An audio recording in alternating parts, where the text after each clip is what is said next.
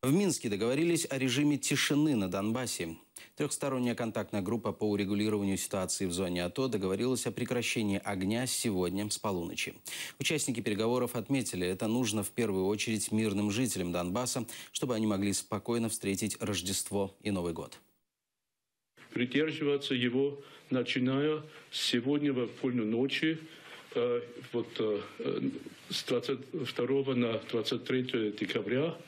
И мы выражаем нашу надежду, что и ожидание, что жители Восточной Украины смогут в полной безопасности и мире встретить Новый год, отпраздновать Рождество и сохранить мирные условия жизни в дальнейшем.